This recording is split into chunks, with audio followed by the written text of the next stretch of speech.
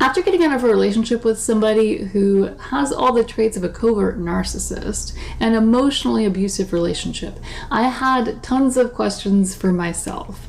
Why did this happen to me? Why didn't I see the signs right away? And why did I stay in this relationship so long when this person was treating me badly? And there are lots of answers to these questions, but it was the journey of asking them and actually trying to find the answers that led me down a path of learning and healing and self-discovery. So in this video, we're going to cover all of that, and we're going to cover 3 lessons that I learned from a relationship with a narcissist. Welcome to the Common Ego community. My name is Christina, and on this channel we talk about emotional abuse, its connection with spirituality, and we attempt to answer the question, where do we go from here? So if that all sounds good to you, be sure you're subscribed and hit that notification bell so you don't miss a thing. So with today's video, I want to add a little bit of a warning. Today's video is not going to be so much about the narcissist. I have a few videos that are about narcissists' behavior and kind of how we react to them. And those videos are super important because they help people recognize abuse for what it is, and they help validate people's experiences. But today we're shifting the focus to the person that matters, to you. And since these are lessons that I learned personally, we're shifting the focus to me also. But I'm doing this because I think that some of the lessons that I've learned are things that some of you have picked up along the way also.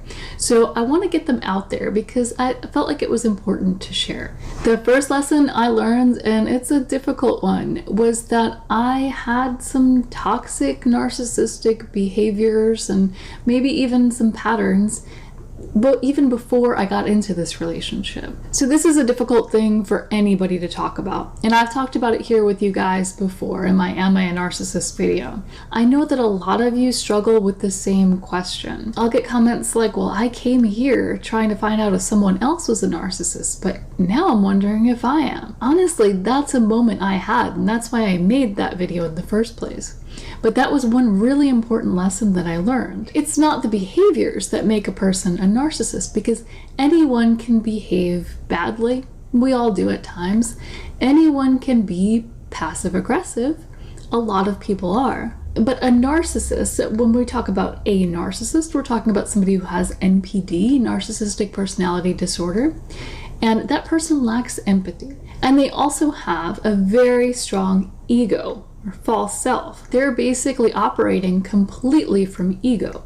And because of that, combined with a lack of empathy, they can be extremely, extremely hurtful. So you have somebody who's basically all ego, and then you have other people who have egos but are not defined by that. So everyone has an ego. Every human on this planet has an ego. Some are stronger than others, and somebody can have a strong ego and not be a narcissist. But the person who is not all ego, in most cases, has a good sense of empathy, of emotional empathy. So they would go out of their way to not hurt somebody instead of doing the opposite. So that's one of the things that really separates the narcissist from someone else. So the second lesson I learned is kind of on the opposite end of the spectrum. It's that there's a lot of growth in looking at our similarities. When I first came out of this relationship, I might be where some of you are right now. Like, I am not like that person. There's nothing alike between us. But there isn't really growth in focusing on the other person and how awful they are. It helps in the beginning to recognize what has been going on and to recognize that personality type, that they're not going to change, but the growth isn't really there. The growth isn't looking at the, oh, this person did this and they're terrible. Because you might be right.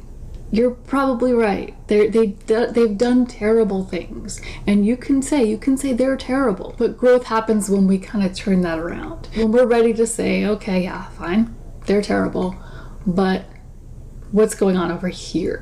So I'm going to give you an example from my own life, and I talked about this in my life after a relationship with a narcissist video. It was a point of time when I was very, very fresh out of realizing that this was an emotionally abusive relationship and acknowledging it and trying to move forward, but still living in a lot of anger and a lot of that focus over there, the focus on the other person. I was determined. I was absolutely determined. I wanted to know, I needed to know what happened to this person to make him that way.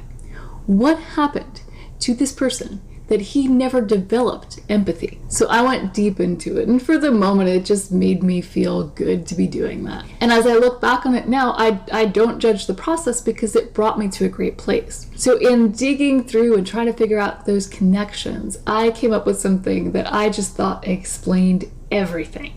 It was just like a light bulb went off, like, oh, that's what he's doing. He's recreating these relationships and whatever. In reality, we could never do that for someone else. But for the moment, for whatever, it felt like something I needed to explore.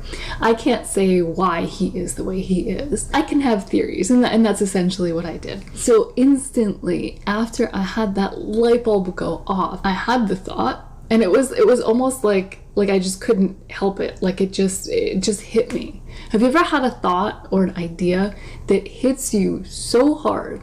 It's like the expression, it hits you like a ton of bricks, or it feels almost like somebody punched you in the face with it. It's so strong. That's how this came through. And the thought was, if that's what he's doing, what am I doing? And that was the turning point for me in my healing journey, in my recovery. That right there, I can trace it all back to that moment. And once I asked that question, it was like so much stuff bubbled up to the surface. It was like almost like that stuff was waiting to come out. I just had to ask. I just had to ask myself the right questions. It was all there. It was a crazy intense time where I just had all these memories flooding back at me.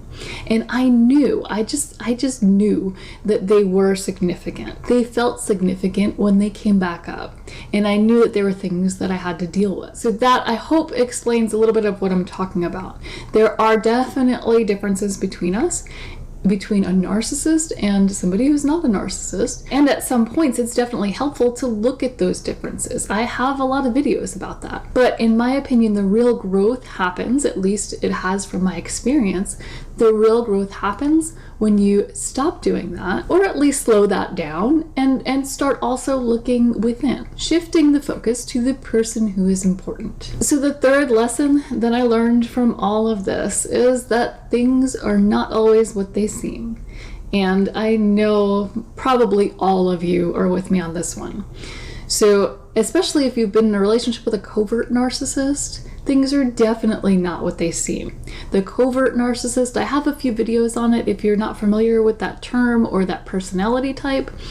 They are emotionally abusive people, but they come across as shy and insecure, vulnerable, fragile. These are all words that are used to describe this type of personality. But even with a more overt narcissist, they're not going to come off as an abusive person.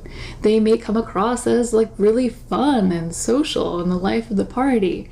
And yeah, they might seem a little bit full of themselves, but it's kind of funny and maybe it's endearing. So when I picked this one apart for me and how things kind of progressed, you think about how a child looks at a good person and a bad person. So usually children will have a very clear picture of what a good person looks like, and a very clear picture of what a bad person looks like. And as we grow up, that naturally matures a little bit, but because we never really learn about narcissistic abuse, we don't learn about sociopaths and emotionally unhealthy people, and how they can damage our own sense of self-worth and attack who we are as people. I wish we learned all of this in school, but we don't. And a lot of us who end up in these relationships, we consider ourselves very intuitive people in every other area of our lives. So to think that we kind of got duped, that we thought this person was a good person, turns out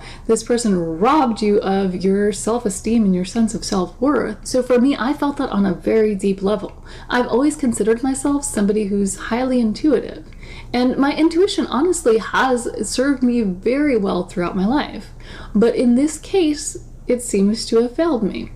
And I have a couple of videos on that, so I'm not going to get too deep into that right now. But when you encounter people like this, it becomes very clear that things are not always what they seem. And that at first can be really scary. But then once you start learning how to shift that focus back to yourself and start working on some of the things that maybe you would benefit from addressing, it becomes less scary. We can all use a little healing, and that will make us stronger and less of a target for a narcissist or another opportunistic person. So back to the things aren't always as they seem. I'm not going to get too deep into this in this video. I talk about it in a couple of other videos. I can link to my spiritual awakening video if you haven't seen that. Essentially, the point that I want to make here is that the things aren't always what they seem theme extended to have a broader meaning for me. And I know that this has been the case for some of you out there. For me, after this experience, I realized that things that just in general, things weren't what they seemed to be to me before this experience. It changed my view on life, and ultimately that was a good thing. There was definitely a rocky road to get to that point, but ultimately when all is said and done, it was a good thing. There are so many things that I am thankful for, and there's also a lot of pain and a lot of hurt. And I talk about both on this channel because I think it's really important to acknowledge both. So those are my 3 lessons that I learned from a narcissist. And there are many more, but those are the ones that I felt were important to share with you guys today. And if you have any lessons that you've learned that you feel are important to share with the community, please do so in the comments. I would love to read them, and we can all learn from each other. So if you like this video, please let me know by hitting the like button. And if you want to see more like it, be sure you're subscribed, and I will see you next time.